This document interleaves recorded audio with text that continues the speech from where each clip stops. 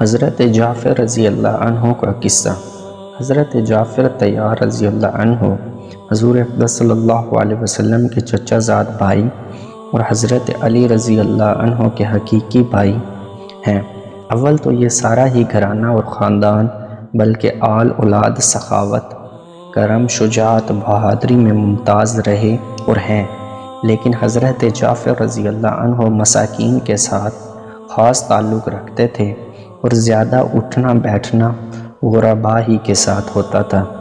کفار کی تکالیف سے تنگ ہو کر اول حبشہ کی طرف ہجرت کی اور کفار نے وہاں بھی پیچھا کیا تو نجاشی کے یہاں اپنی صفائی پیش کرنا پڑی، جس کا قصہ پہلے باب میں گزر چکا ہے۔ وہاں سے واپسی پر مدینہ طیبہ کی ہجرت کی اور غزوہ معتہ میں شہید ہوئے، جس کا قصہ اگلے باب کے ختم پر آ رہا ہے۔ ان کے انتقال کی خبر پر حضور صلی اللہ علیہ وسلم ان کے گھر تعزیت کے طور پر تشریف لے گئے اور ان کے صاحبزادوں عبداللہ اور اون اور محمد کو بلایا۔ وہ سب کم عمر تھے، ان کے سر پر ہاتھ پھیرا اور برکت کی دعا فرمائی۔ ساری ہی اولاد میں باپ کا رنگ تھا، مگر عبداللہ میں سخاوت کا مضمون بہت زیادہ تھا، اسی وجہ سے ان کا لقب کتب السخاء یعنی سخاوت کا کتب تھا۔ 7 برس کی عمر میں حضور اقدس صلی اللہ علیہ وسلم سے بیعت ہوئی۔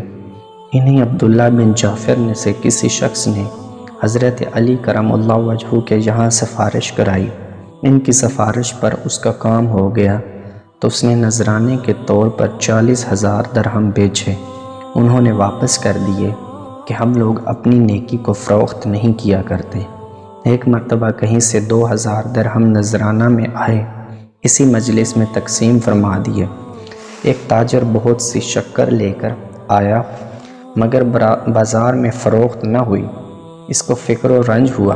عبداللہ بن جعفر رضی اللہ عنہ نے اپنے کارندوں سے کہا کہ ساری شکر اس سے خرید لو اور لوگوں میں مفت لٹا دو۔ رات کو قبیلہ میں جو مہمان آ جاتا تھا وہ ان کے یہاں سے کھانا پینا ہر قسم کی ضروریات پوری کرتا۔ حضرت زبیر رضی اللہ عنہ ایک لڑائی میں شریک تھے۔ ایک دن اپنے بیٹے عبداللہ کو وصیت فرمائی کہ میرا خیال یہ ہے کہ آج میں شہید ہو جاؤں گا، تم میرا قرضہ ادا کر دینا اور فلاں فلاں کام کرنا۔ یہ وصیتیں کر کے اسی دن شہید ہو گئے۔ صاحبزادہ نے جب قرضہ کو جوڑا تو 22 لاکھ درہم تھے، اور یہ قرضہ بھی اسی طرح ہوا تھا کہ امانت دار بہت مشہور تھے۔ لوگ اپنی اپنی امانتیں بہت کثرت سے رکھتے، یہ فرما دیتے کہ رکھنے کی جگہ تو میرے پاس نہیں ہے، یہ رقم قرض ہے، جب تمہیں ضرورت ہو لے لینا، یہ کہہ کر اس کو صدقہ کر دیتے۔ اور یہ بھی وصیت کی کہ جب کوئی مشکل پیش آئے تو میرے مولا سے کہہ دینا۔ عبداللہ رضی اللہ کہتے ہیں کہ میں مولا کو نہ سمجھا۔ میں نے پوچھا کہ آپ کے مولا کون ہیں؟ فرمایا کہ اللہ تعالیٰ۔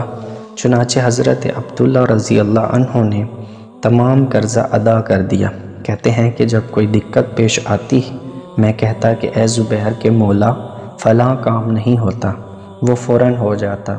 یہ عبداللہ بن زبیر رضی اللہ عنہ کہتے ہیں کہ میں نے ایک مرتبہ ان عبداللہ بن جعفر رضی اللہ عنہ سے کہا کہ میرے والد کے قرضہ کی فہرست میں تمہارے ذمے 10 لاکھ درہم لکھے ہیں۔